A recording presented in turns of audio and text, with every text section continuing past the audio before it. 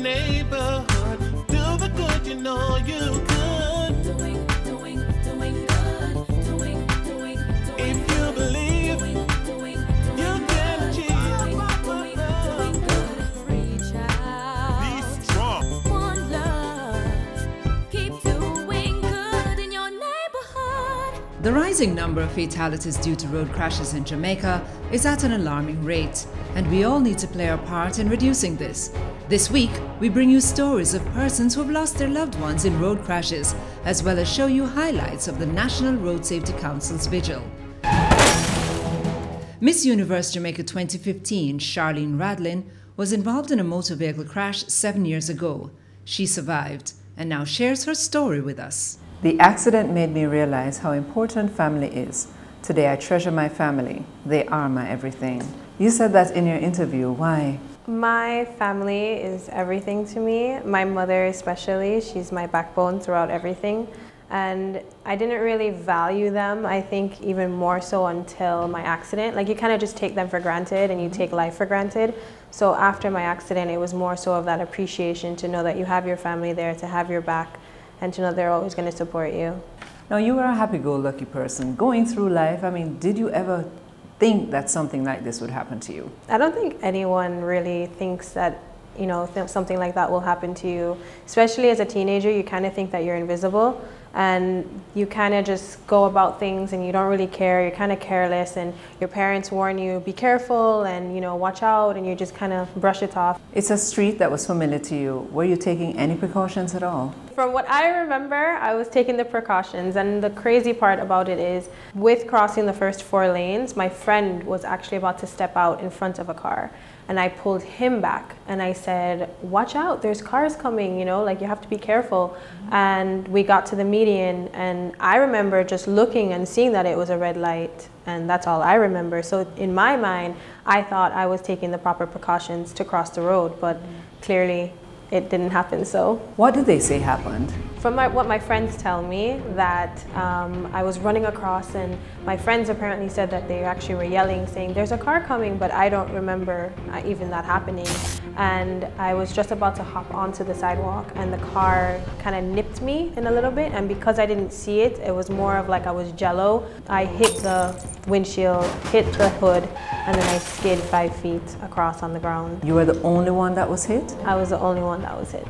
I woke up in the ambulance, what my friends say, 20 minutes later, and I didn't know what was wrong. I didn't know what had happened to me. I was strapped in, and I thought I was in my bedroom. I honestly thought I had gone to the movies, I had had a great time, and I woke up in the ambulance, and I tried to move my arms, and my hands were strapped in, and I looked down and they were completely covered in blood. I had a neck brace on, and I was wondering what was happening. Panic just took over, and I said, what is going on? And that's when the paramedic came over to me, and she said, don't move, don't move.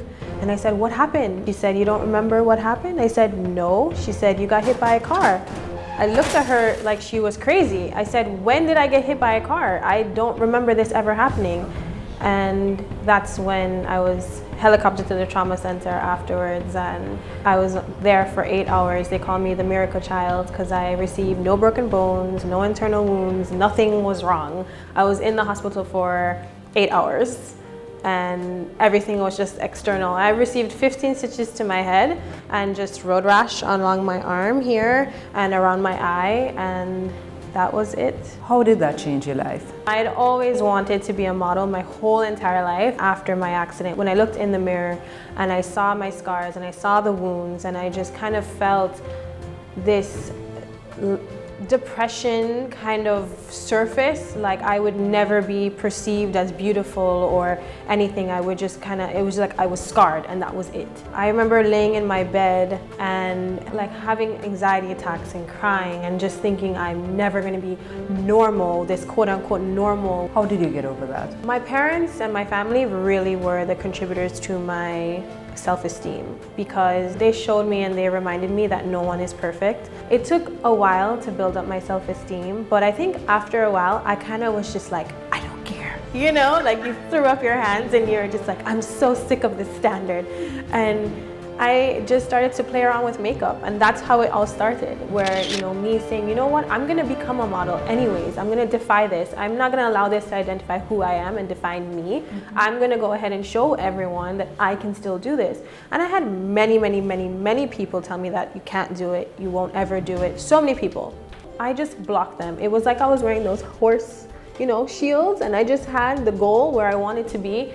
And I just reached out to local photographers and local makeup artists, and I had friends that I was going to school with that were looking to be makeup artists, and I just said, would you ever want to just do my makeup, you know, practice on me and we'll benefit from it? And that's where my whole kind of career kind of started, because I wanted to show everyone, including myself, I can do this. The best reward you can have is when everyone's told you no and you have one person tell you yes. So you got from there to Miss Universe Jamaica. How did that happen? Pageantry, Miss Universe. I just never thought I would be, and then I saw Casey's performance and I was like, man, and I was really upset because, you know, like I was like, why didn't she come up further? You know, and all these different things, and I was like, I could, you know, maybe I could do this. And I said, you know what, if I've defied going and being signed to an agency in New York City, why can't I go ahead and just see where this goes, and maybe this is where I'm supposed to be, and it'll help me build a platform for so many things and to share my story to hopefully inspire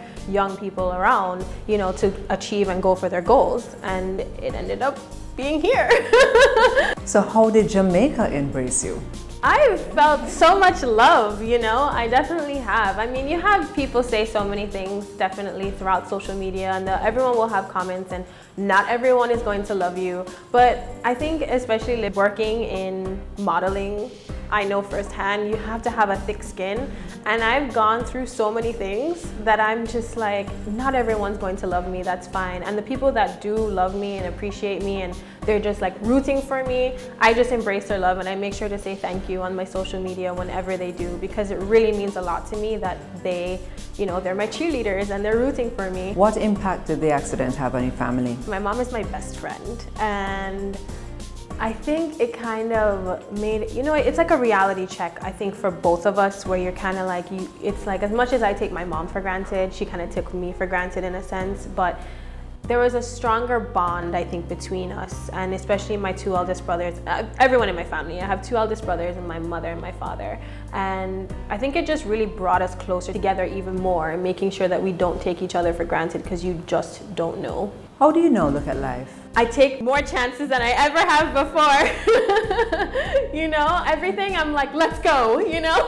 It's just, I'm the first one to sign up on pretty much anything. Why not? Just go for it, just go. You never know, and if it works out, it's amazing. If it doesn't, it's a learning lesson. Why did you decide to become an ambassador for the National Road Safety Council? It's definitely something I would want to bring awareness to, especially in Jamaica, because the numbers are rising tremendously. I remember like a month ago, I got notifications of the Gleaner on my phone, and I saw that we were actually, it popped up and it said, the numbers are exceeding even from last year, we're not even throughout our year. And I was just, what? That is insane, you know? So I thought, okay, obviously I have gone through this, and if I can bring awareness, and if I've saved one child's life, I've done a lot to make them more, or anybody, any person, you know, in just being more cautious in how they approach the road. It's because it's not only pedestrians, there's motor vehicles, you know, there's bicyclists that are on the road.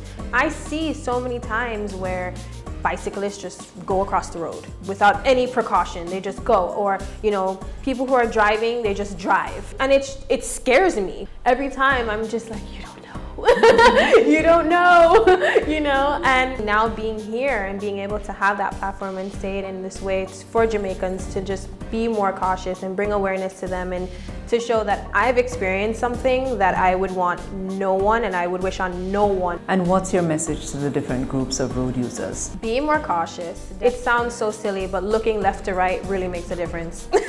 You know, like, it's such a small thing, and it's life or death at that point, because I thought that I was looking left and right, and clearly it didn't end up. And I'm fortunate I'm now sitting here in front of you just telling this story, that make sure that you're aware of your surroundings. You know, make sure you know who's in front, left, right, behind you. You know, make sure that if you're in a vehicle's a weapon, and most people don't think that. They don't think that the vehicle is a weapon, and know that it may not be only your life in danger, but it's someone else's. It's everyone that you're around, you know, that their life is in danger. So being more cautious, being aware, being alert, put down your phone, you know, it's not that important, it really isn't, because it takes 2 seconds for just something to go completely wrong. Believe and achieve the